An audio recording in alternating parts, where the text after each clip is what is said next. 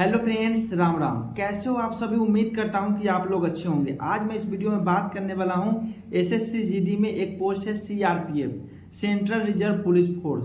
तो उसके बारे में मैं बात करूंगा, उसका जॉब प्रोफाइल बताऊंगा, उसमें क्या ड्यूटी है, योग्यता क्या मांगी जाती है, उसमें सैलरी कितनी मिलती है, ड्यूटी क्या है और किस प्रकार से उसमें प्रमोशन होती है। ए टू जेड जानकारी जो है इस वीडियो में देने वाला हूँ सीआरपीएफ से रिलेटेड। तो इस वीडियो को बिल्कुल भी स्किप ना करें और वीडियो के अंत तक बने रहें ताकि आपको इसके बारे में संपूर्ण जानकारी मिल सके। तो सबसे पहले हम बात करते हैं सबसे हाई रिस्क वाली जो नौकरी होती है। सबसे हाई रिस्क वाली कोई अगर नौकरी है एसएससी जीडी में, वो है CRPF, central reserve police force. जहां पर भी देश में कहीं भी कोई भी अगर समस्या होती है तो वहां पे सीआरपीएफ को बुलाई जाती है आंतरिक सुरक्षा के लिए। आंतरिक सुरक्षा का जो भी काम है वो सीआरपीएफ की होती है। तो इसमें जो होता है आपको बॉर्डर की सुरक्षा नहीं करना होता है, लेकिन आंतरिक सुरक्षा का जो काम होती है ये सीआरपीएफ की होती है। बस नाम के लिए ये रिजर्व पुलिस फोर्स है, लेकिन ये कहीं रिजर्व नहीं रहती है। ये ज़्यादातर आपको ड्यूटी में ही मिलेगी, कहीं रिजर्व नहीं रहती है, ये बस नाम का है। इसमें हम बात करेंगे ड्यूटी क्या है, फैमिली के साथ रहने का मौका मिलता है या नहीं मिलता है, इसमें रिस्क कितना है, इसमें पेंशन मिलता है या नहीं मिलता है, ट्रेनिंग के बाद सैलरी कितनी होती है, ए टू जेड जानकारी इस वीडियो में बताऊंगा आगे के वीडियो में। तो सबसे पहले हम बात करते हैं इसमें ड्यूटी के बारे में, इसका ड्यूटी क्या है। तो सीआरपीएफ में बहुत प्रकार की ड्यूटी है, जैसे सीआरपीएफ में रहते हुए भी ड्यूटी कर सकते हैं, उसके बाद सीआरपीएफ से आप दूसरे डिपार्टमेंट में जाकर भी जॉब कर सकते हैं, उसमें ड्यूटी कर सकते हैं। क्या क्या है तो मैं बात करूँगा। कोबरा में आप जा सकते हैं, अगर आप बीएसएफ में जाते हैं, आईटीबीपी में जाते हैं, सीआईएसएफ में जाते हैं तो उससे आप कोबरा में नहीं जा सकते हैं। कोबरा में जाने के लिए आपको सीआरपीएफ में ही भर्ती होना पड़ेगा, तभी आप कोबरा में जा सकते हैं, अन्यथा किसी बल से आप कोबरा में नहीं जा सकते हैं। तो कोबरा में जाकर के ड्यूटी करना है, आरएफ में जाकर के ड्यूटी करना है। आरएफ में भी अगर आप जा रहे हैं तो सीआरपीएफ से ही जा पाएंगे, बाद बाकी आप किसी बल से आप नहीं जा पाएंगे। तो कोबरा है, आरएफ है, एनडीआरएफ है। एनडीआरएफ में आप बीएसएफ से भी जा सकते हैं, दूसरे फोर्सेस से भी जा सकते हैं। तो एनडीआरएफ में जा सकते हैं, एनएसजी में जा सकते हैं, एसपीजी में जा सकते हैं, वीआईपी में जा सकते हैं, महिला बटालियन, इन सब जगहों पे आप जा करके ड्यूटी कर सकते हैं। ड्यूटी इसमें सीआरपीएफ में बहुत ड्यूटी है, अलग अलग जगहों पे जा करके। तो हम बात करते हैं इसमें जो नक्सल के साथ साथ आतंकवाद से भी लड़ाई करने का काम, लड़ने का काम जो होता है एक सीआरपीएफ का होता है। इसमें जो होता है इलेक्शन ड्यूटी का काम होता है, वो सीआरपीएफ करता है। दंगा नियंत्रण का काम होता है, वो सीआरपीएफ करता है। अमरनाथ यात्रा हो, वो सीआरपीएफ करता है। वैष्णो देवी मंदिर का प्रोटेक्शन का काम हो, उसका देख रेख का काम हो, वैष्णो देवी मंदिर का, उसमें जो होते सीआरपीएफ उसमें ड्यूटी में रहते हैं। आप गए होंगे तो आपको पता ही होगा, वहाँ जो भी रहते हैं सीआरपीएफ के रहते हैं और वहाँ के लोकल पुलिस रहते हैं। अगर आप सीआरपीएफ में जाते हैं तो इनमें से किसी में भी आपको ड्यूटी करनी पड़ सकती है। अगर आप कोबरा में जाते हैं, सीआरपीएफ से कोबरा में जाते हैं तो नक्सल के साथ लड़ाई करने का मौका आपको मिलेगा और बहुत ही ज़्यादा मिलेगा। सीआरपीएफ में भी रहकर नक्सल से लड़ सकते हैं, लेकिन कोबरा में रहेंगे तो आपको ज़्यादा नक्सल से लड़ने का मौका मिलेगा। अगर आप सीआरपीएफ से आरएफ में जाते हैं तो आपको दंगा एवं प्राकृतिक आपदा से लड़ने का मौका मिलेगा, उसको रोकने का मौका मिलेगा, तो उसमें जाकर के आपको ड्यूटी करना होगा। उसके बाद अगर आप एनडीआरएफ में जाते हैं तो उसमें भी आपको घटना और प्राकृतिक आपदा में रह करके आपको ड्यूटी करना होगा, इसको रोकथाम करना होगा।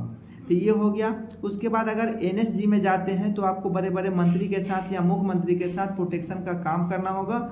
और उसके बाद आप अगर एसपीजी में जाते हैं तो बड़े बड़े नेता के साथ, पीएम के साथ सिविल कपड़ों में रह करके ड्यूटी करना होता है। अगर आप वीआईपी में जाते हैं तो उसमें बड़े बड़े नेता, मंत्री जिनकी रैली होती है, वहाँ पे प्रोटेक्शन का काम जो होता है और एसपीजी का होता है। तो एसपीजी जो होता है सीआरपीएफ से भी जाती है, तो वहाँ पे आप ड्यूटी करना आपको पड़ सकता है। ये थी आपको सीआरपीएफ की ड्यूटी।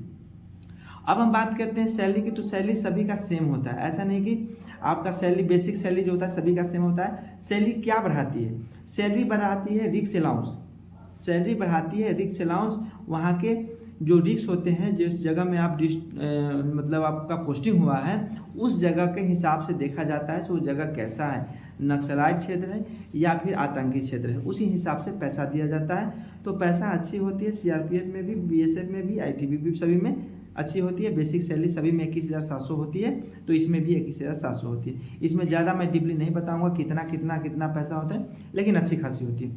अब हम इसमें बात करते हैं कि ये जो बल है सीआरपीएफ, अर्धसैनिक बल में ये जो सीआरपीएफ है, एशिया का सबसे बड़ी पैरामिलिट्री फोर्स है। एशिया की सबसे बड़ी पैरामिलिट्री फोर्स है सीआरपीएफ। तो ये बहुत ही फख्र की बात है। जो भी आदमी जो सीआरपीएफ में गए हैं या फिर जाना चाहते हैं, तो वो एशिया के सबसे बड़ा पैरामिलिट्री में आप मेंबर बन सकते हैं। तो बहुत ही बेस्ट पोस्ट, ये जो पोस्ट है बहुत ही बेस्ट है। इसमें जो होता है पेंशन की बात करूँ तो पेंशन जो है 2004 से पहले का पेंशन मिलता है, ओल्ड पेंशन। और 2004 के बाद जो है एनपीएस है, न्यू पेंशन सिस्टम है। तो एनपीएस लागू है। अभी आगे चल के क्या होगा नहीं होगा वो तो आगे की बात है, लेकिन अभी एनपीएस इसमें लागू है।